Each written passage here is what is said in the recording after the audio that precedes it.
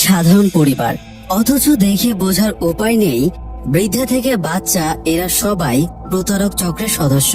এদের unique প্রতারণায় police, সরকারি officer থেকে শুরু করে মিনিস্টার পর্যন্ত সবাই ধরা খেয়ে যায়। মানুষের সরল বিশ্বাসকে কাজে লাগিয়ে এরা যে এতটা সহজে লক্ষ লক্ষ টাকা হাতিয়ে নিত তা কেউ ধরতে পারেনি। কিন্তু একটা পর্যায়ে এরা আটকা পড়ে যায় নিজেদেরই পেতে রাখা জালে।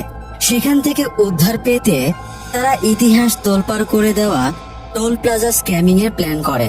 টাকার লোভ শেষ পর্যন্ত তাদের কি পরিণতি ডেকে আনবে জানতে হলে আসুন শুনে আসে কয়েকজন প্রতারকের অভিনব প্রতারণার গল্প। 2017 সালের দিকে সারাভান ফ্যামিলি নিয়ে একটা ছোট খাবারের হোটেল চালাতো। এমনিতে খাবারের মান ভালো হওয়ায় টুকটাক ভালোই বিক্রি বাট্টা হতো। ফ্যামিলির সদস্যরা সবাই হোটেলের কাজে কন্ট্রিবিউট করত। একদিন এক ফুড ব্লগার টাইপের লোক হোটেলে খেতে আসে। খাওয়া শেষ করে সে বেশ খুশি ছিল, কারণ খাবার তার ভালো লেগেছে। সারাভান ক্যাশে বসেছিল। খাবারের বিল দিতে গিয়ে ব্লগার ছেলেটা গল্প জুড়ে দেয়। হোটেলে সারাভানের ফ্যামিলি ফটো টানানো ছিল, তবে ফটোর মানুষগুলোর কারো সাথেই কারো চেহারার তেমন মিল নেই। তাই ছেলেটা কৌতূহলবশত তাদের ব্যাপারে ডিটেলস জানতে চাইলে সারাভান কোনো রাগঢাক না রেখে জানিয়ে দেয় এদের ভেতরে একজন তার স্ত্রী মিথ্যা, একজন তার শাশুড়ি জানকি, আরেকজন তার শালা জ্যাকি। জ্যাকির ফটো দেখে অবশ্য ছেলেটা একটু হতাশই হয়, কারণ ভাই বোন হিসেবে মিথ্যা আর জ্যাকির চেহারার তেমন মিল নেই বললেই চলে। তো পরিবারের সবচেয়ে ছোট সদস্য সারাভানের ছেলে জেভা। জেভার চেহারা দেখে ছেলেটা বলে, ছেলেটা তো একটু আপনার স্ত্রীর থেকে যায়নি, সে একদম আপনার চেহারাই পেয়েছে। মিথ্যা এই সময় খাবার সার্ভ করছিল। ছেলেটার কথা শুনে সে রেগে সেখান থেকে চলে যায়। সারাভান বলে তার সংসারে এমনি অনেক অশান্তি, তাই সে যেন আর নতুন করে অশান্তি না বাঁধায়। তাছাড়া ছেলে জেভাকে নিয়েও তাদের স্বামী স্ত্রীর একটু সমস্যা ছিল, কারণ জেভা পঙ্গু, তাকে হুইল চেয়ারে চলাফেরা করা লাগে। তাই ব্লগার ছেলেটা আর কথা না বাড়িয়ে বেরিয়ে যায়। তবে যাবার আগে হোটেলের একটা ফটো তুলে নিয়ে যায়। অবশ্য মানুষের সমালোচনা কখনো থেমে থাকে না। অন্যদের ব্যাপারে নাক গলাতে মানুষ বেশি পছন্দ করে। কয়েকদিন পরেই আবার একটা লোক খেতে এসে জেভাকে জিজ্ঞেস করে সে বাবাকে বেশি ভালোবাসে নাকি মাকে। মিত্রা উত্তর শোনার জন্য জেভার দিকে তাকিয়েছিল। জেভাও আনন্দের সাথে বলে সে মাকে বেশি ভালোবাসে। তারপরই আবার লোকটার কানে কানে বলে সে মাকে বেশি ভালোবাসে ঠিকই, তবে বাবাকে সে আরো বেশি ভালোবাসে। সে লোকটাকে এটা কাউকে বলতে বারণ করে, কারণ তার বাবা মায়ের মাঝে সব সময় ঝগড়া লেগে থাকে। লোকটার সাথে জেভাও খেতে বসেছিল। জেভার খাওয়া হয়ে গেলে সারাভান তাকে স্কুলে নিয়ে যায়। যাবার পথে জেভা বলে তার বন্ধু দৌড়ে ফার্স্ট হয়েছে, সে কবে দৌড় প্রতিযোগিতায় অংশগ্রহণ করতে পারবে। সারাভান ছেলেকে মিথ্যা প্রতিশ্রুতি দিয়ে বলে আগামী বছর। এরপরে সে জেভাকে স্কুলে নামিয়ে দিয়ে মাল কিনতে চলে যায়। এমনিতেও দৌড়াতে না পারলেও জেভা বেশ ইন্টেলিজেন্ট ছিল। সে আজকে দাবা খেলায় চ্যাম্পিয়ন হয় এবং মেডেলও জিতে যায়। স্কুল শেষে জেভা বাবার জন্য অপেক্ষা করছিল। সারাভান প্রায় রোজই আসতে লেট করে, আজও ব্যতিক্রম হয় না। জেভা খুব বিরক্তি নিয়ে অপেক্ষা করছিল। আবার সে যে একাই রাগ করে বাড়ি চলে যাবে সেই উপায় নেই। হুইল চেয়ার ঠেলে এসে যাবেই বা কিভাবে। বেশ অনেকক্ষণ পরে সারাভান এসে দেখে জেভা নেই। টিচারকে জিজ্ঞেস করলে সে জানায় জেভাকে তার চাচা নিয়ে গেছে। কথাটা শুনে সারাভান চমকে ওঠে, কারণ তারা 7 বছর আগে নিজেদের শহর ছেড়ে এখানে এসেছে। এই শহরে জেভার কোনো চাচা তো দূরে থাক, তাদের কোনো আত্মীয় নেই। সারাভান বাড়ির সবাইকে ডেকে আনে এবং স্কুলের সিসিটিভি ফুটেজ চেক করে। ফুটেজে জেভাকে স্পষ্ট দেখা যাচ্ছিল, সেই সাথে ওই লোকটাকেও দেখা যাচ্ছিল যে জেভাকে চাচা পরিচয় দিয়ে নিয়ে গেছে। লোকটাকে দেখে ওরা 4 জনই হতভম্ব হয়ে যায়। এ কোনো সাধারণ লোক না, বরং তাদের পুরনো শত্রু, যে তাদের 7 বছর আগে শহর ছেড়ে আসার ঘটনার সাথে জড়িত। কিন্তু অ্যাকচুয়ালি কি ঘটেছিল 7 বছর আগে, যার কারণে নিজেদের চেনা আপন শহর ছেড়ে পালিয়ে আসা লেগেছিল। আসুন সেই অতীতের ঘটনাটা আগে জেনে আসে। তখন 2010 সাল চলছিল। সারাভান তখন থাকতো চেন্নাইয়ের মাঙ্গালাপুরম শহরে। নিজের বাড়িতেই তাকে চোরের মতো করে থাকতে হতো, কারণ তার দিন শুরু হতো কিস্তিওয়ালার গালাগালি দিয়ে। মাথার ওপরে বিশাল লোনের বোঝা নিয়ে তার শান্তির ঘুমের সুযোগ ছিল না। সে মেইন গেট সবসময় তালা দিয়ে রাখতো, যাতে মনে হয় বাড়িতে কেউ নেই, আর যাতায়াতের জন্য পেছনের সাইডটা ইউজ করত। তো আজকেও সকালে কিস্তিওয়ালা বাড়ির সামনে এসে কয়েকবার ফোন করে ফিরে যায়। সারাভান জেনে শুনে ফোনটা রিসিভ না করে ইগনোর করে, কারণ কিস্তি দেবার মতো টাকা তার নেই। সে বিদ্যুৎ বোর্ডে বিদ্যুৎ বিল কালেকশনের ছোট একটা চাকরি করে। সামান্য বেতনে নিজের খরচ চালানোই কঠিন। ঋণের টাকা আর কিভাবে শোধ করবে?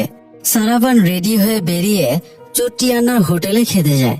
এখানে তার নিয়মিত যাতায়াত। রান্নার লোক বাইরে গিয়েছিল, তাই সে নিজে দোসা বানিয়ে খেতে বসে। এ সময় তার এক বন্ধু সাথা আসে। নিজের প্রাইভেট কার থেকে বেশ ভাবের সাথে নেমে সে হোটেলে ঢোকে এবং লাস্ট কিছুদিনের বাকি টাকার কিছুটা পরিশোধ করে। সাথা ট্রেডিং মার্কেটের সাথে জড়িত। সে মানুষকে পটিয়ে তাদের টাকা ট্রেডিং এ ইনভেস্ট করে, আর এভাবেই সে কমিশন কামায়। সে অনেকদিন ধরে সারাভানকেও পটানোর চেষ্টা করছিল, তবে সারাভান এখনো তার ফাঁদে পা দেয়নি। তার একটাই ভয়, এমনি এত অভাব অনটন, যদি বাই চান্স সব টাকা লস হয়ে যায় তাহলে কিভাবে রিকভার করবে। তো আজকেও সাথা তাকে ইনভেস্টের কথা বলে, তবে সে গুরুত্ব না দিয়ে উঠে অফিসে চলে আসে। অফিসে আজ বিলের দীর্ঘ লাইন। এদিকে সারাভানের বর্তমান ফ্যামিলির আরেক সদস্য মিত্রা গিয়েছিল আল্ট্রাসাউন্ড করাতে। ডাক্তার আল্ট্রাসাউন্ড করে জানায় বাচ্চার এখনো হার্টবিট আসেনি। সে মিত্রাকে ডায়েটের ব্যাপারে পরামর্শ দেয় এবং বাচ্চার বাবার কথা জিজ্ঞেস করে। বাচ্চার বাবার কথা জিজ্ঞেস করায় মিত্রার মনটা খারাপ হয়ে যায়। সে কোনো উত্তর দিতে পারে না, কারণ যে ছেলেটাকে বিশ্বাস করে সে সব উজাড় করে দিয়েছিল সে তাকে ঠকিয়েছে। মিত্রা বাড়ি ফিরে দেখে তার জিনিসপত্র সব বাইরে ছুঁড়ে ফেলা হয়েছে। সে বাড়িওয়ালার কাছে গিয়ে বলে সে 3 লাখ টাকা অ্যাডভান্স পে করে রেখেছে, তাও কেন তার জিনিসপত্র বাইরে ছুঁড়ে ফেলা হচ্ছে। বাড়িওয়ালা জানায় মিত্রা যে দালাল কোম্পানির মাধ্যমে টাকা দিয়েছিল ওরা ফ্রড। ওরা অনেকের টাকা আত্মসাৎ করে পালিয়েছে। বাড়িওয়ালা ওদের কাছ থেকে কোনো টাকা পায়নি, তাই এগ্রিমেন্ট অনুযায়ী সে মিত্রাকে বাড়ি থেকে বের করে দিচ্ছে। বাড়িওয়ালা তাকে ওই ফ্রড কোম্পানির বিরুদ্ধে থানায় কেস করার পরামর্শ দেয়। মিত্রা এবার বেশ বেকায়দায় পড়ে যায়। সে সব জমানো টাকা, গহনা বিক্রির টাকা সব মিলিয়ে 3 লাখ গুছিয়ে দালালকে দিয়েছিল, অন্তত মাথার ওপরে একটা ছাদ থাকবে বলে। কিন্তু সেটাও আর রইল না। অন্যদিকে সারাভানের বর্তমান ফ্যামিলির আরো 2 জন সদস্য জ্যাকি তার মা জানকীকে নিয়ে ডাক্তারের কাছে গিয়েছিল। জানকীর টেস্ট করে ডাক্তার সুব্রামানি কিছু একটা সিরিয়াস সমস্যা ডিটেক্ট করে, তাই সে সিনিয়র এবং তার প্রফেসর ডাক্তারের সাথে এই ব্যাপারে ফোনে কথা বলে নেয়। সুব্রামানি ডিটেলস শুনে ডাক্তারও বলে দেয় এটা সিরিয়াস ইস্যু। তাই সুব্রামানি ওদেরকে জানায় জানকীর ফুসফুসে টিউমার হয়েছে, সেখান থেকে ক্যান্সার ছড়িয়ে পড়ছে, তাই দ্রুত অপারেশন করতে হবে। যদিও এই অপারেশন করাটা অনেক জটিল, তবুও এছাড়া তাদের আর অপশন নেই। জ্যাকি জানতে চায় অপারেশনে কত টাকা লাগবে। সুব্রামানি 7 থেকে 8 লক্ষ টাকার আইডিয়া দেয়। টাকার এমন শুনে মা ছেলে দুজনেই আপসেট হয়ে যায়, কারণ এত টাকা দেবার সামর্থ্য তাদের নেই। তাদের থাকার ভেতরে যে জিনিসটা আছে সেটা হলো জ্যাকির মৃত বাবার রেপুটেশন। তার বাবা সেলভারাজ সিনেমা লাইনের স্ট্যান্ট মাস্টার ছিল। তার বাবা রামবো ট্রাস্ট নামে একটা মানবিক সংস্থাও চালাতো, যা দিয়ে সে অনেক অসহায় মানুষের সেবা করেছে। তারা সবাই এখন অনেক ভালো অবস্থানেই আছে। তাই জ্যাকি তাদের কাছে মায়ের চিকিৎসার জন্য সাহায্য চাওয়ার কথা ভেবেছিল। যদিও জ্যাকির এতদিন স্বপ্ন ছিল সিনেমার হিরো হওয়া, শুধু টাকার জন্য তার সিনেমা করা হয়ে উঠছিল না। আবার কেউ তার সিনেমায় ইনভেস্টও করছিল না, তাই নিজেরাই নিজেদের টাকা দিয়ে সিনেমা বানানোর স্বপ্ন বুনে রেখেছিল। এর মধ্যে আবার মায়ের অসুস্থতা তার স্বপ্নকে পূরণ করা আরো অসম্ভব করে ফেলল। তো জ্যাকি কয়েকজনের কাছে সাহায্যের জন্য যায়, তবে সবাই তাকে খালি হাতে ফিরিয়ে দেয়। জ্যাকি হতাশ হয়ে মায়ের কাছে ফিরে আসলে মা ভরসা দেয় তার কিছু হবে না, জ্যাকির এত টেনশনের দরকার নেই। জ্যাকি বলে বাবাও এরকমই বলতো, তার কিছুই হবে না। আর এভাবে একদিন বাবা মারা যায়, তাই সে মাকে কিছুতেই মরতে দেবে না, যে কোনো মূল্যে সে টাকা ম্যানেজ করবেই। জ্যাকি আপসেট হয়ে মায়ের কোলে মাথা রেখে শয়। রাতটা মা ছেলে কাঁদতে কাঁদতেই কাটিয়ে দেয়। এদিকে সারাভানকে তার গার্লফ্রেন্ড ফোন দিয়ে জানায় বাবা তাদের রিলেশনের ব্যাপারে জেনে গেছে, তাই আজকেই তারা সারাভানের বাড়িতে আসছে। এই জন্য সারাভান যেন বাড়ি ঘর পরিষ্কার করে রাখে।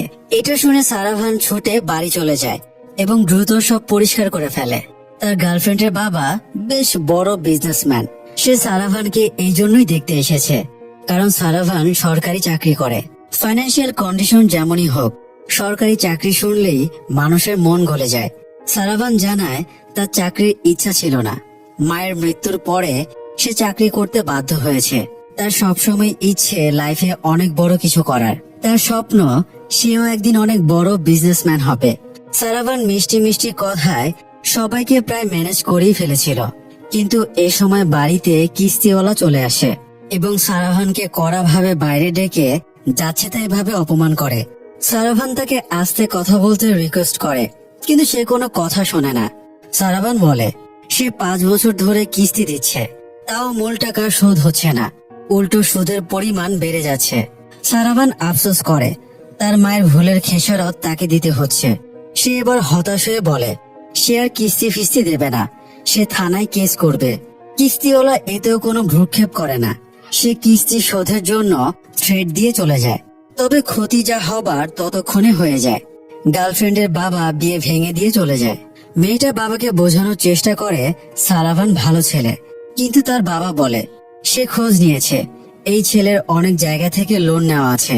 এরকম একটা ছেলের সাথে জেনে শুনে মেয়ের বিয়ে দেবি বা কিভাবে, তাই ওরা আর বিয়ের ব্যাপারে আগায় না। সারাভানও বসে বসে শুধু আফসোসই করতে থাকে। সে মায়ের জন্য লোন নিতে বাধ্য হয়েছিল, লোন নেবার পক্ষে এসেছিল না। তার মায়ের স্বপ্ন ছিল একটা নিজের বাড়ি হবে। সেই স্বপ্ন পূরণ করতেই মোটা অঙ্কের লোন নেওয়া হয়। বাড়ি তো বানানো হয় ঠিকই, কিন্তু মা অল্প সময় মারা যায়। ফলে মায়ের চাকরিটা সারাভান পায়, সেই সাথে পায় মায়ের রেখে যাওয়া লোনের পাহাড়। যাই হোক, সারাভান উপায় খুঁজছিল কিভাবে লোন শোধ করবে।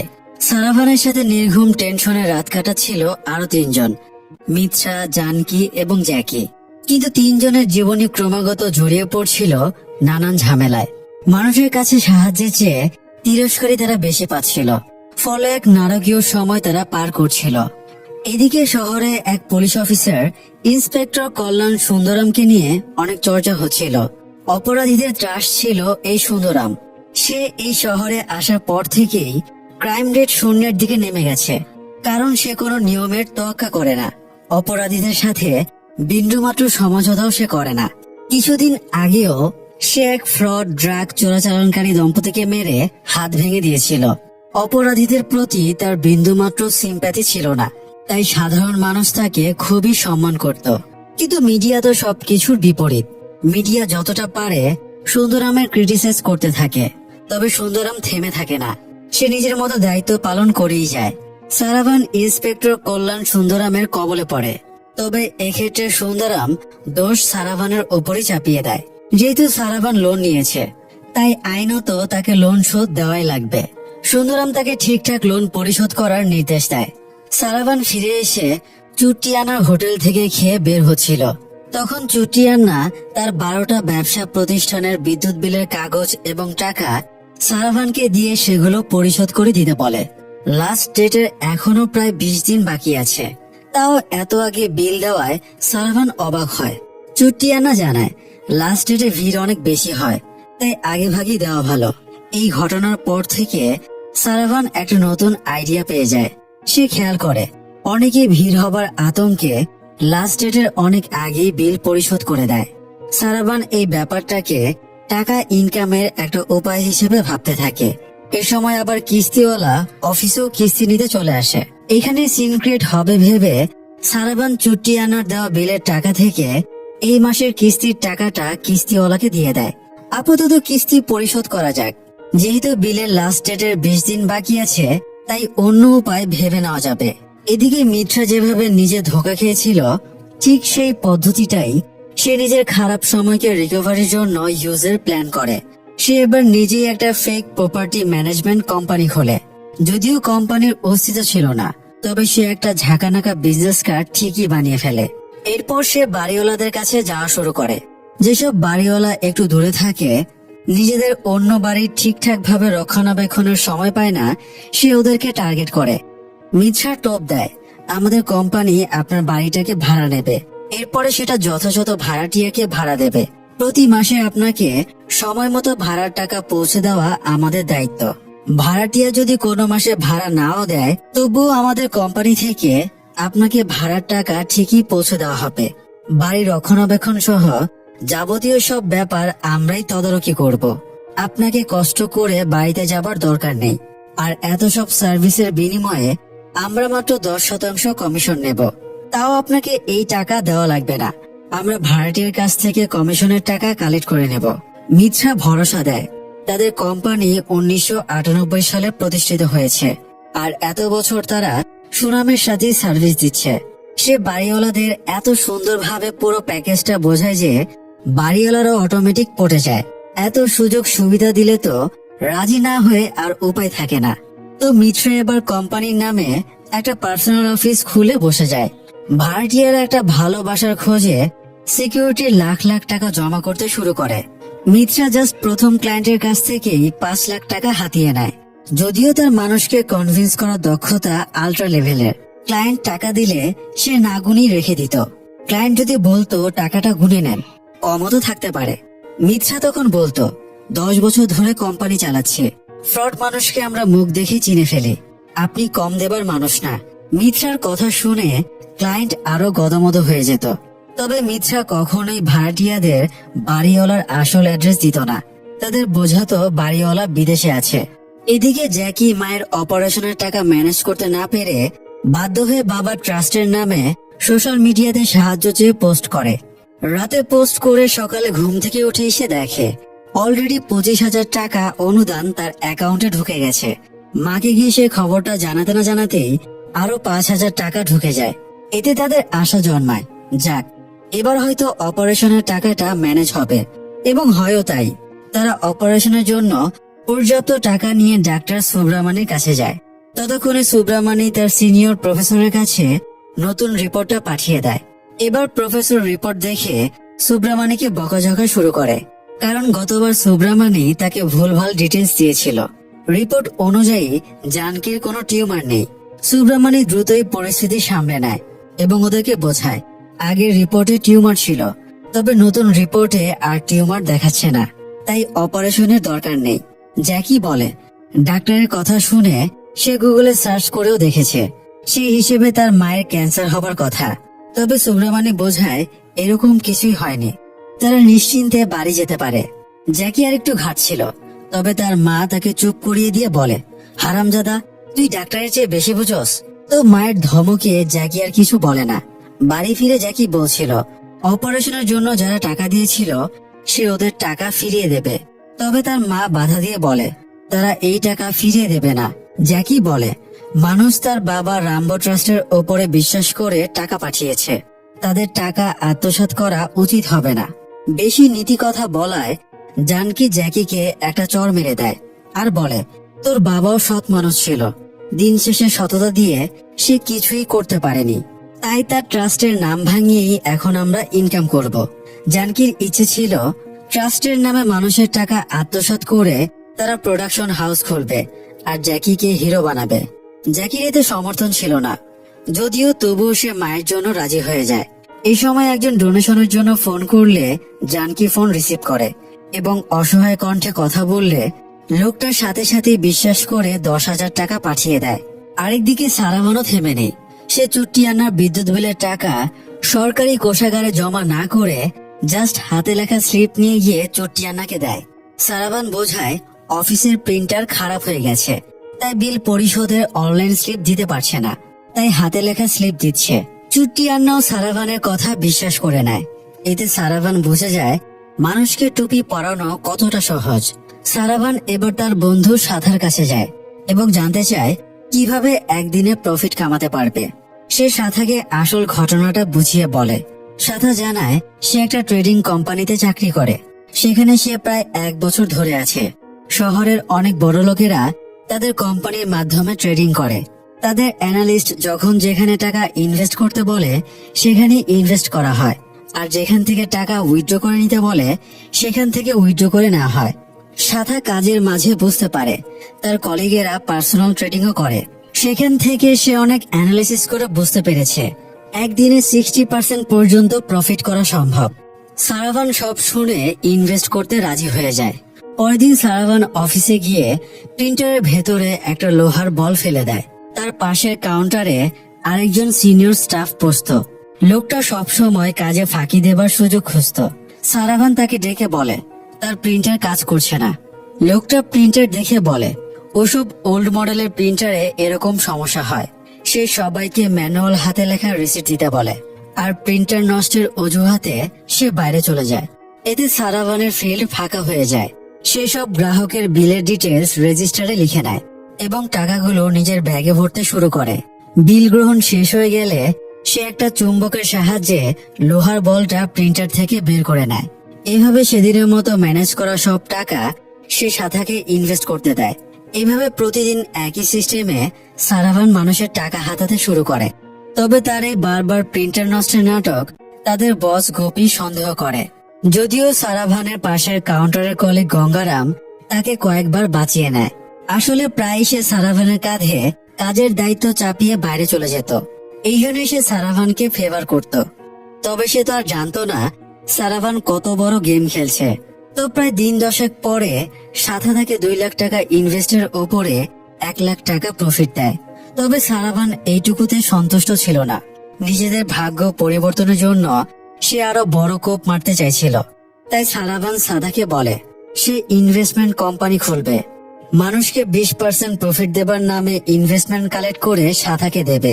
সাথা সেই অ্যামাউন্ট থেকে 60% প্রফিট বের করবে। এতে পাবলিকের টাকা ফেরত দেবার পরেও তাদের কাছে হিউজ পরিমাণে টাকা থেকে যাবে। তো যেই বলা সেই কাজ। সারাভান একটা ইনভেস্টমেন্ট কোম্পানি খুলে ফেলে। সহজে টাকা কামানোর লোভে অনেকেই সেখানে যাওয়া আসা শুরু করে। ইন্টারেস্টিং ব্যাপার হলো 2 ফ্রড মিত্রা এবং জানকীও নিজেদের জোর চুরির টাকা আরো বাড়িয়ে নিতে সারাভানের কাছে আসে। প্রথমে তারা ঝালাই করতে 1 এবং 3 লাখ টাকা ইনভেস্ট করে। সেই টাকার 20% প্রফিট পেয়ে তাদের লোভ আরো বেড়ে যায়। সারাভান সকাল থেকে বিকাল পর্যন্ত অফিসে ডিউটি করত। যারা লাস্ট ডেটের আগে বিল দিতে আসতো সারাভান তাদের টাকা সরিয়ে রাখত। সেই টাকা সাথার কাছে ইনভেস্ট করে প্রফিট বাগিয়ে নিয়ে লাস্ট ডেটের আগে বিলগুলো জমা করে দিত। আর অফিস শেষে সে বসতো নিজের ইনভেস্টমেন্ট অফিসে। সেখানে যারা ইনভেস্ট করত তাদেরকেও সে একইভাবে রিটার্ন ফেরত দিত। ফলে কেউই কোনো অভিযোগ করত না।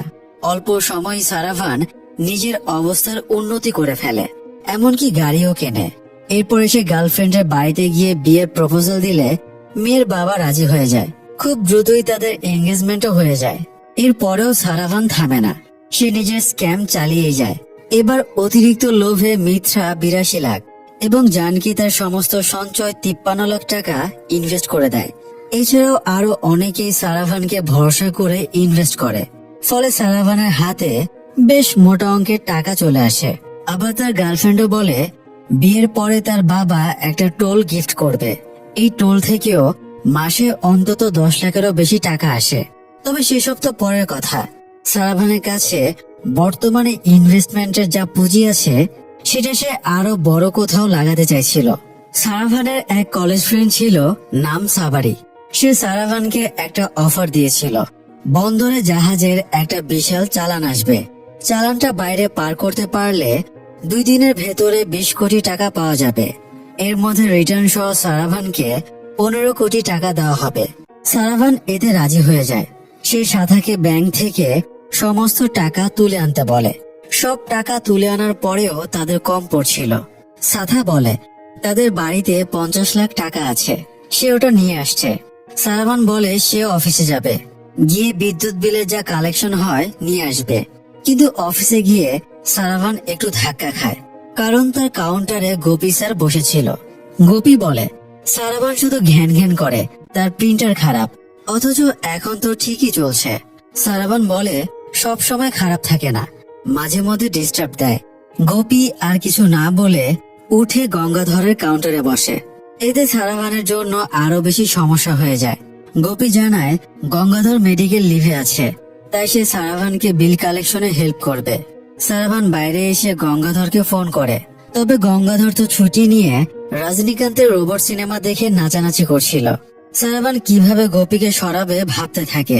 তখন সে পাশের দোকানে একটা লাইভ শো চলতে দেখে সেই শো এর হোস্টকে রজনীকান্তের ভয়েস নকল করে ফোন করে। রজনীকান্তের ভয়েস শুনেই হোস্ট ফিদা হয়ে যায়।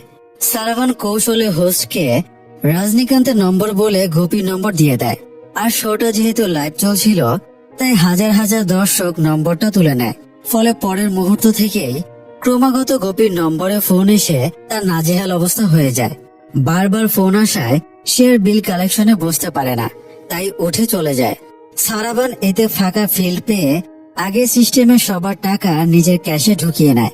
এরপর সমস্ত টাকা মিলিয়ে 10 কোটি টাকা সাবারির হাতে তুলে দেয়। সারাভান অপেক্ষা ছিল মাত্র দুদিনেই 5 কোটি টাকা লাভ হবে। সারা বছরের ইনকাম যদি জাস্ট দুদিনই হয়ে যায়, তাহলে এর চেয়ে আনন্দের আর কি বা হতে পারে। কিন্তু এটাই যে তার জীবনের সবচেয়ে বড় দুর্ভাগ্য বয়ে আনবে, তা সে বিন্দুমাত্র টের পায়নি। পরের দিনই সে খবর পায় সাবারিকে আততায়ীরা খুন করে দিয়েছে। এই মুহূর্তে সারাভানের সব স্বপ্ন শেষ হয়ে যায়। টাকা তো গেছে, পাশাপাশি সে নিজের সবচেয়ে ক্লোজ বন্ধুকেও হারিয়ে ফেলল। এদিকে মিত্রা আর জানকি এবং জ্যাকির প্রতারণার ব্যাপারটাও ফাঁস হয়ে যায়। মিত্রা ফেঁসে যায়, কারণ সে সব টাকা সারাভানকে ইনভেস্ট করেছিল। সারাভান তাকে ঠিক সময় টাকা রিটার্ন না করায় মিত্রা বাড়িওয়ালাদের ভাড়ার টাকা ঠিক সময় দিতে পারেনি। মিত্রা এতদিন ভাড়াটে এবং বাড়িওয়ালাদের দেখা হবার সুযোগ দেয়নি, কিন্তু এবার বাড়িওয়ালারা ভাড়াটিয়াদের কাছে চলে যায় এবং জানতে পারে ওরা সিকিউরিটি মানি সহ অ্যাডভান্স মিত্রাকে পে করে রেখেছে। ফলে একটা বিরাট ফাটাফাটি শুরু হয়ে যায়। এতে মিত্রার প্রতারণা সবাই ধরে ফেলে, এমনকি পুলিশও তাকে গ্রেপ্তার করে নেয়। আবার জানকি এবং জ্যাকির প্রতারণা ধরা পড়ায় তাদেরকে সব ডোনেশনের টাকা ফিরিয়ে দিতে বলা হয়। কিন্তু ওরা কিভাবে ফিরিয়ে দেবে? সব টাকা তো জানকি সারাভানের কাছে ইনভেস্ট করেছে, তাই ওদেরকেও পুলিশ গ্রেপ্তার করে নেয়। সবশেষে পালা থাকে সারাভানের। ইনভেস্টররা নির্দিষ্ট দিনে তাদের টাকা লাভ সহ রিটার্ন পাওয়ার কথা, কিন্তু টাকা না পেয়ে ওরা হাইপার হয়ে যায়। আবার অফিসেও তারা সারাভানকে পায় না। এতে ওরা বুঝে যায় সারাভান প্রতারণা করেছে, তাই ওরা অফিসে ভাঙচুর শুরু করে। তার থেকে বড় বিপদ হয়, সারাভান তো বিদ্যুৎ বিলের সব টাকা আত্মসাৎ করেছিল, তাই গ্রাহকদের কারো বিলই জমা হয়নি। ফলে একই দিনে শহরের সবার বিদ্যুৎ একসাথে অফ হয়ে যায়। ফলে পাবলিক রেগে গিয়ে বিদ্যুৎ অফিসে হামলা করে। গোপী, গঙ্গাধর সহ যারা স্টাফ ছিল পাবলিকের মার খেয়ে তাদের অবস্থা কাহিল হয়ে যায়। উত্তেজিত জনতা সারাভানের বাড়িতেও চলে যায় এবং বাইরে থেকে আক্রমণ করে। তবে পুলিশ গিয়ে তাকে উদ্ধার এবং গ্রেপ্তার করে থানায় নিয়ে আসে। থানার দায়িত্বে এখনো ইন্সপেক্টর কল্যাণ সুন্দরামই আছে। সে থানায় ঢুকেই দেখে বিদ্যুৎ নেই, আর বিদ্যুৎ না থাকার কারণটাও সে জানে। তাই সারাভানের দিকে রাগে কটমট করে তাকিয়ে থাকে। তবে ভাগ্য ভালো, সুন্দরাম অ্যাকশনে নামে না। সারাভানের এই কাণ্ডের জন্য তার বিয়েটাও ভেঙে যায়। গার্লফ্রেন্ড তাকে কয়েকটা চড় থাপ্পড় মেরে চলে যায়। এরপরে শুরু হয় টর্চার পর্ব। মিত্রাকে টাকার ব্যাপারে জিজ্ঞাসাবাদ করলে সে সারাভানকে দেখিয়ে দেয়। আবার জানকি এবং জ্যাকিকেও টাকার ব্যাপারে জিজ্ঞাসাবাদ করলে তারাও সারাভানকে দেখিয়ে দেয়। এরপরে যখন সারাভানকে জিজ্ঞাসাবাদ করা হয়, তখন সে আবার বন্ধুর দোষ দেয়। সে বন্ধুকে টাকা দিয়েছিল। পুরোই জগাখিচুড়ি অবস্থা। এরই মধ্যে ইনচার্জকে সুন্দরাম ফোন দিয়ে ওদের এনকাউন্টার করে দিতে বলে। ইনচার্জ ওদের হ্যান্ডকাপ পরাতে যাবে, তখন আচমকা সারাভান তাকে অ্যাটাক করে এবং সেলের সাথে আটকে দিয়ে সবাই পালিয়ে যায়। কন্টেনারের ভেতরে পালানোর সময়ে সারাভান ওদেরকে নেমে যেতে বলে, তবে ওরা নিজেদের টাকা না নিয়ে সারাভানের পিছু ছাড়বে না। জ্যাকি আর জানকি নিজেদের ইনভেস্টের 53 লাখ টাকা চাইলে মিত্রাও তার ইনভেস্টের 82 লাখ টাকা ফেরত চায়। মিত্রার ইনভেস্টমেন্টের অ্যামাউন্ট শুনে জানকি অবাক হয়ে বলে, ও মা, তুমি আমার চেয়েও বেশি ইনভেস্ট করেছ। সারাভান বোঝায় সে সব টাকা তার বন্ধুকে দিয়েছিল, কিন্তু তার বন্ধু খুন হয়ে গেছে। সে সবার টাকা ফেরত দেবার প্রতিশ্রুতি দেয়, কিন্তু কেউই আর তাকে বিশ্বাস করে না। ওরা সিদ্ধান্ত নেয় যতদিন না সারাভান তাদের টাকা ফেরত দিচ্ছে, ততদিন তারা সারাভানের সাথেই থাকবে।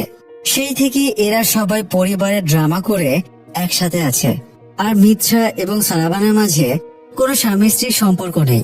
তাছাড়া জেভা হলো মিত্রার সন্তান, মানে ওই সময় তো সে গর্ভবতী ছিল। তো যাই হোক, জেভাকে তুলে নিয়ে যাওয়া লোকটাকে সিসিটিভি ফুটেজে দেখে তারা এই জন্যই হতভম্ব হয়েছে, কারণ এই লোকটা হলো ইন্সপেক্টর কল্যাণ সুন্দরাম। তারা সুন্দরামের থানা থেকে পালিয়ে এসেছিল। এত বছর পরেও যে সুন্দরাম তাদেরকে ট্রেস করবে, এটা ওরা কল্পনাও করতে পারেনি। সুন্দরামের কাছে পৌঁছাতে হলে তাদেরকে মাঙ্গালাপুরামে যেতে হবে। সেখানে তাদের ওপরে মানুষের যত আক্রোশ, তাতে ওখানে যাওয়া মানে সুইসাইড করা। তবু সারাভান বলে জেভা তার আপন ছেলে না হতে পারে, কিন্তু জেভার জন্য সেই ওর বাবা। জেভা ভরসা করে ওর বাবা নিশ্চয়ই ওকে বাঁচাতে আসবে। তাই সারাভান বলে সে সুন্দরামের সাথে দেখা করতে যাবে। সারাভানকে এগোতে দেখে জানকি বলে সেও সারাভানের সাথে যাবে। দুজনে পাশাপাশি জ্যাকি এবং মিত্রাও বেরিয়ে আসে। এরপরে তারা সুন্দরামের সামনে উপস্থিত হয় এবং বলে তারা সারেন্ডার করবে। তারা সেবার পালিয়ে যাবার জন্য ক্ষমাও চায়। সুন্দরাম হেসে বলে ওদের পালানোর সুযোগ সুন্দরামই করে দিয়েছিল, না হলে ওদের পালানোর ক্ষমতা হতো না। সুন্দরাম জানায় মঙ্গলাপুরামের সবার কাছে সে একজন সৎ পুলিশ অফিসার। সে এই সম্মান বজায় রেখে চাকরি থেকে রিটায়ার করেছে। তবে সৎ পুলিশ অফিসারের মুখোশের আড়ালে সে একজন মাফিয়া। সার্ভিস চলাকালীনই সে কিডন্যাপিং, ড্রাগ চোরাচালান, মার্ডার সহ এমন কোনো কাজ নেই যে করেনি। আর এইসবই সে করেছে শুধু টাকার জন্য, যাতে রিটায়ারমেন্টের পরে সে বড়লোক হয়ে বাকি জীবন কাটিয়ে দিতে পারে। সে জমানো টাকা দিয়ে একটু একটু করে বেটিং শুরু করে। এতে সে ভালোই কামাচ্ছিল, তাই আরো বেশি জেতার আশায় সে বড় অ্যামাউন্টের খেলা শুরু করে। আর এভাবে সে নিজের সব টাকা শেষ করে ফেলে। সুন্দরাম এদেরকে এই জন্যই তখন পালানোর সুযোগ করে দিয়েছিল, যাতে কখনো প্রয়োজন হলে এদেরকে কাজে লাগাতে পারে। সে ওই সময় এদেরকে দেখে বুঝে গিয়েছিল প্রতারক হিসেবে এরা টপ ক্লাস। তাই সুন্দরাম এখন এদেরকে দিয়ে টাকা ইনকাম করতে চায়। তবে তার আগে সুন্দরাম তাদের সাথে জেভাকে ফোনে কথা বলিয়ে দেয়, যাতে ভরসা পায় জেভা সুন্দরামের আন্ডারে আছে। জেভা কথা বলার সময় জানিয়ে দেয় তার হুইল চেয়ার একটা চেইন দিয়ে আটকে রাখা আছে। তাকে যে জায়গাতে রাখা হয়েছে সেটা অনেকটা ফ্যাক্টরির মতো। তাকে দুজন লোক পাহারা দিচ্ছে। সুন্দরাম এর চেয়ে বেশি কথা বলার সুযোগ দেয় না আর। তো সুন্দরাম এবার নির্দেশ দেয় ওদেরকে যেভাবেই হোক টাকা ইনকাম করে এনে দিতে হবে। কিভাবে টাকা ইনকাম করবে এটা ওদের ব্যাপার।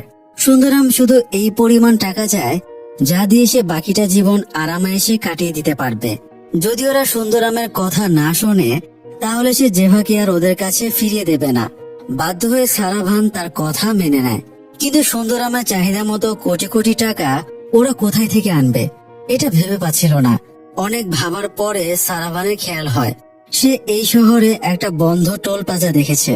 যেহেতু তার এক্স গার্লফ্রেন্ডের বাবার দুটো টোল প্লাজা ছিল, তাই সে টোল প্লাজার ব্যাপারে কিছুটা ডিটেলস জানে। সে আরেকটু ঘাটাঘাটির পরে জানতে পারে শহরের এই টোল প্লাজাটা 3 বছর আগে হওয়া কেসের জন্য বন্ধ হয়ে গেছে। সারাভান এই টোল প্লাজাকে কেন্দ্র করে স্ক্যামের প্ল্যান করে। তারা যদি কোনোভাবে এই টোল প্লাজাকে চালু করতে পারে তাহলে সব গাড়ি টোল দিয়ে ব্রিজ বা রাস্তা পার হতে বাধ্য হবে।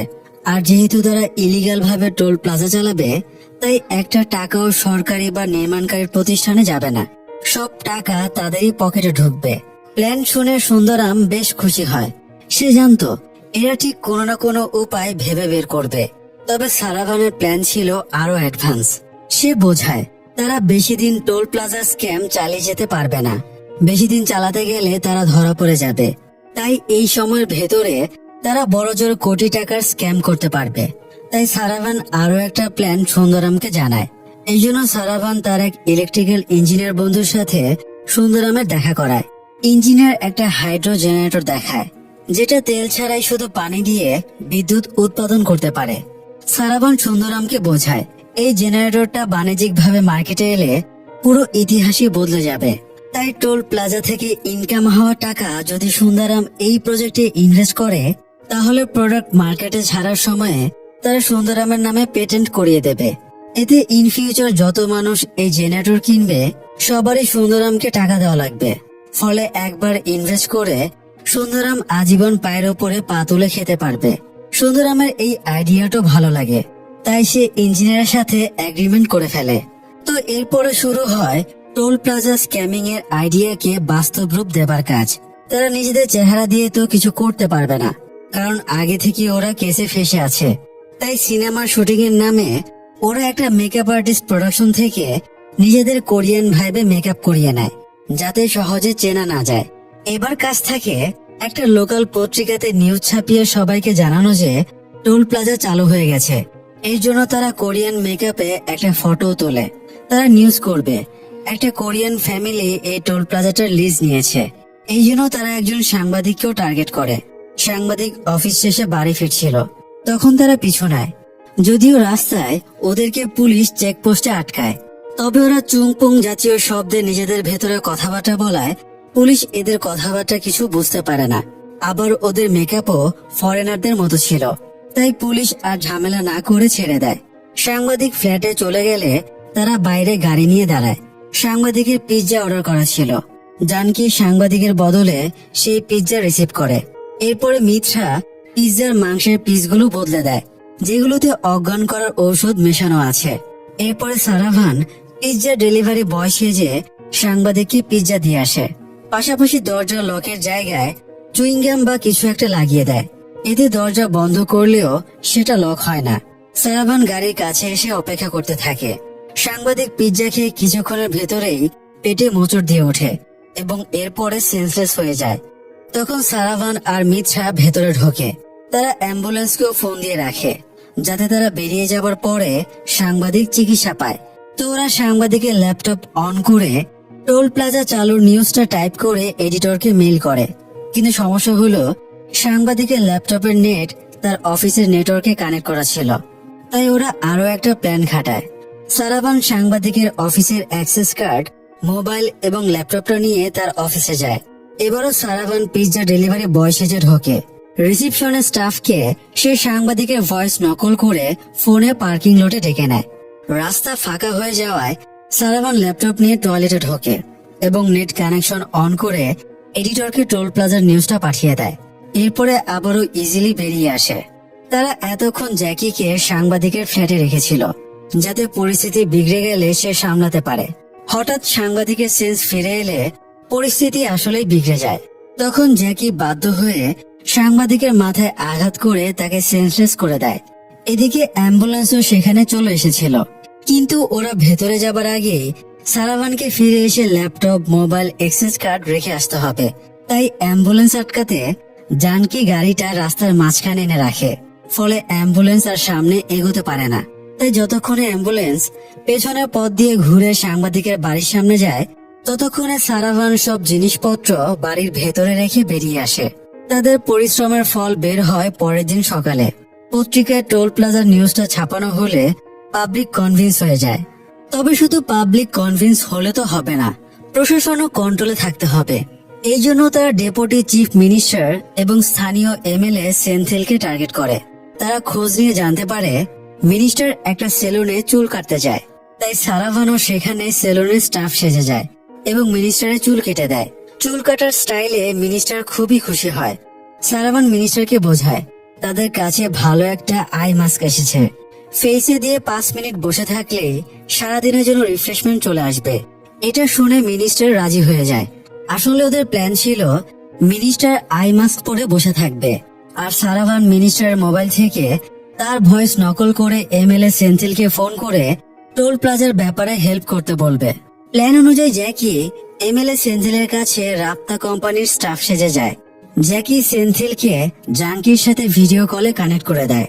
যদিও জানকিকে পরিচয় দেওয়া হয় রাপ্তা কোম্পানির সিইও কমলা কীর্তিভাসন নামে, আর ভিডিও কলের ব্যাকগ্রাউন্ড তারা এমন ভাবে সেট করে যেন মনে হয় জানকি মানে কমলা এখন প্লেনে ফ্লাইটে আছে।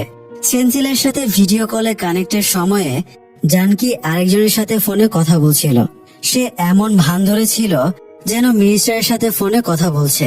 সেই ফোনটা কেটে সে সেন্থিলের সাথে কথা বলা শুরু করে। সে সেন্থিলকে বলে টোল প্লাজার ব্যাপারে কথা বলার জন্য মিনিস্টার এখনই সেন্থিলকে ফোন করবে। কিন্তু সেন্থিলের কাছে ফোন আসছিল না, কারণ ওখানে একটু ঝামেলা হয়ে গেছে। প্ল্যান অনুযায়ী মিনিস্টারের আই মাস্ক লাগানোর সময়ে ফোনটা সাইডে রাখার কথা ছিল। মিনিস্টার ফোন রাখে ঠিকই, কিন্তু সে একটা গান বাজিয়ে দেয়।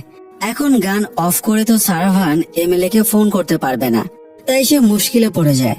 এদিকে এমএলএ সেন্থিলের সন্দেহ তৈরি হচ্ছিল, তাই জানকি একদম স্থির হয়ে যায়, যাতে মনে হয় নেটওয়ার্ক ইস্যুর কারণে কানেকশন আটকে গেছে। এতে সারাভান ভাবার জন্য কিছুটা সময় পাবে। তবে সারাভানের মাথায় কোনো আইডিয়া আসছিল না। মিত্রা সারাভানকে জিজ্ঞেস করে মিনিস্টারের মোবাইলের মডেল কি। সারাভান জানায় আইফোন 6। মিত্রা গুগলে সার্চ করে ফোনের ফিচারগুলো দেখে নেয়। এরপরে বলে আইফোন 6 এ গান চলাকালীন ব্যাকগ্রাউন্ডে অন্য অ্যাপ চালানো যায়। তাই সারাভানকে সে সেটিং এ ঢুকে কল ফরওয়ার্ডিং চালু করে নিজের নম্বরটা বসিয়ে দিতে বলে। কাজ হয়ে গেলে জানকিও স্থিরতা কাটিয়ে সেন্থিলকে বলে মিনিস্টার তাকে ফোনে পাচ্ছে না, তাই সেন্থিল যেন মিনিস্টারকে ফোন করে।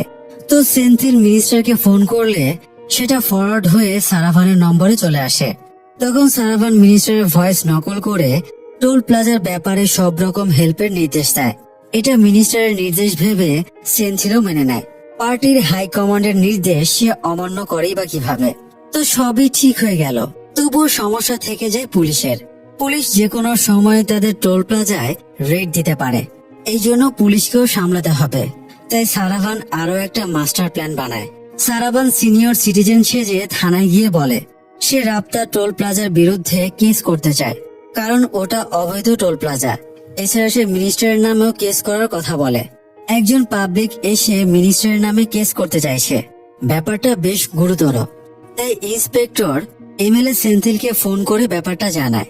সেন্থিল বলে তারা যেন কেস ফাইলে ড্রামা করে, তবে কেস যেন রেজিস্টার না করে। সাথে সতর্ক করে দেয় টোল প্লাজার নামে কোনো কেস যেন না নেওয়া হয়। সারাভান বুঝে যায় পুলিশকে ম্যানেজের কাজ হয়ে গেছে, তাই সে বেরিয়ে যায়। সে বেরিয়ে যাবার সময়ে জ্যাকি রাপ্তা কোম্পানির স্টাফ সেজে আসে এবং আবারও জাঙ্কিকে সিইও পরিচয় দিয়ে ইন্সপেক্টরের সাথে কথা বলায়। এতে ইন্সপেক্টর আরো কনভিন্স হয়ে যায়। তো এবার টোল প্লাজা চালুর পর্ব শুরু হয়। এমএলএ সেন্থিল নিজেই ফিতা কেটে টোল প্লাজার উদ্বোধন করে। এরপর থেকেই ফুল দমে টোল কালেকশন শুরু হয়ে যায়। মাত্র কয়েকদিনেই 10 কোটি টাকা কালেকশন হয়ে যায়। এদিকে সুন্দরাম হাইড্রো জেনারেটর নিয়ে সিরিয়াস হয়ে যায়। সে প্রেস ব্রিফিং করে সবার কাছে প্রজেক্টের ব্যাপারে তুলে ধরে। এরপরে সে অনেকের কাছ থেকে ইনভেস্টমেন্টের জন্য ফোন পায়। মাত্র 4 জনের কাছ থেকেই সে 50 কোটি টাকা ইনভেস্টের অফার পেয়ে যায়। তাছাড়া সারাভানেরাও টোলের 10 কোটি টাকা নিয়ে আসে। সারাভান বলে যেহেতু আপনার কাজ করে দিয়েছি তাই জেভাকে ছেড়ে দিন, কিন্তু সুন্দরাম পোল্টি নেয়। সে সন্দেহ করে এরা যেহেতু তার সব সিক্রেট জেনে গেছে, তাই বাইরে গিয়ে সব ফাঁস করে দেবে না তার কি গ্যারান্টি। এই জন্য সে সবাইকে মেরে ফেলতে চায়। সারাভান জানতো এই বজ্জাত লোকটার এমনই প্ল্যান, তাই সারাভান রিকোয়েস্ট করে বলে সে শেষবারের মতো জেবার সাথে কথা বলতে চায়। শেষ ইচ্ছা হিসেবে সুন্দরাম জেবার সাথে ফোনে কানেক্ট করে দেয়। সারাভান জেনে নেয় তাকে কয়জন পাহারা দিচ্ছে। এরপর সে জেভাকে দৌড় দিতে বলে এবং মোবাইলের লাইভ লোকেশন শেয়ার করতে বলে। নির্দেশ দেওয়া মাত্রই জেভা হুইল চেয়ার থেকে উঠে দৌড় দেয়।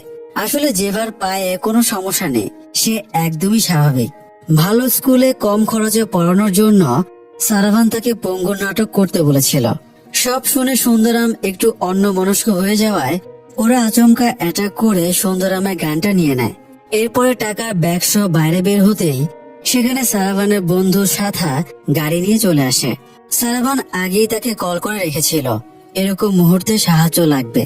এবার ওরা জেবাকে উদ্ধারের জন্য বেরিয়ে পড়ে। লাইভ লোকেশন শেয়ার করায় তারা জেবার লোকেশন বুঝতে পারছিল। জেবা এখনো ফ্যাক্টরির ভেতর থেকে বের হতে পারেনি। তাই সারাভান এবার বিদ্যুৎ বোর্ডের গঙ্গাধরকে ফোন করে। সে আগেই গঙ্গাধরকে এরকম সিচুয়েশনে হেল্প করার কথা বলে রেখেছিল। তাই ফোন পেয়েই গঙ্গাধর পুরো চেন্নাইয়ের বিদ্যুৎ অফ করে দেয়। এতে অন্ধকারে জেভা গুন্ডাদের চোখ এড়িয়ে পালিয়ে আসার সুযোগ পায়, আর ওরা জেভাকে উদ্ধার করে নেয়। তারপরে স্বাভাবিকভাবে বিদ্যুৎ চালু করে দেওয়া হয়। বেশ কিছুক্ষণ পরে সুন্দরাম ইলেকট্রিক্যাল ইঞ্জিনিয়ারকে ফোন করে বলে জেনারেটর কাজ করছে না। তখন সাইড থেকে সারাভান এবং বাকিরাও খোঁচা দেওয়া শুরু করে। আসলে হাইড্রো জেনারেটরের ব্যাপারটাও ফেক। সারাভানই এই নাটক সাজিয়েছিল যাতে সুন্দরামের মনোযোগ অন্যদিকে ঘুরিয়ে রাখা যায়। এমনকি 50 কোটি টাকার ইনভেস্টার ফোনগুলো এরা 4 জনই দিয়েছিল। সুন্দরাম সব শুনে রেগে যায় এবং বলে সারাভানেরা সেন্ট্রাল গভর্নমেন্টের স্ক্যাম করেছে, তাই ওরা ছাড়া পাবে না। তখন সারাভান আরেকটা টুইস্ট রিভিল করে। সারাভান বলে সেই সাংবাদিকের বাড়িতে তার বন্ধু সাবারির নামে একটা ফাইল দেখে সেটা খুলে জানতে পারে সাবারিকে সুন্দরামই হত্যা করেছিল, আর সব টাকাগুলো সুন্দরামই মেরে দিয়েছিল। এটা জানার পরে সারাভান প্রতিশোধ পরায়ণ হয়ে ওঠে। সে পরে সাংবাদিকের সাথে পার্সোনালি দেখা করে এবং জানতে পারে সাংবাদিকের কাছে সাবারিকে হত্যার ঘটনায় সুন্দরামের বিরুদ্ধে এভিডেন্সও আছে। এছাড়া সারাভান টোল প্লাজার কেলেঙ্কারিতেও সুন্দরামকে ফাঁসিয়েছে। তারা যখন স্ক্যামের প্ল্যান করছিল তখন জ্যাকির পকেটে একটা পেন ক্যামেরা ছিল, সেটাতে সুন্দরামের চেহারা এবং ভয়েস রেকর্ড হয়ে গেছে। সারাভান সেটা নিউজে লিক করে দেয়। এতে মানুষের সামনে সুন্দরামের মুখোশটা খুলে যায়। একটু পরে সেন্ট্রাল ব্যুরো এসে সুন্দরামকে গ্রেপ্তার করে নিয়ে যায়। তো সব ঝামেলা শেষ করে তারা নতুন ভাবে অধ্যায় শুরু করে। তবে নতুন অধ্যায়কে শুদ্ধ করতে তারা টোল প্লাজা থেকে স্ক্যাম করা সব টাকা সেই সব মানুষদেরকে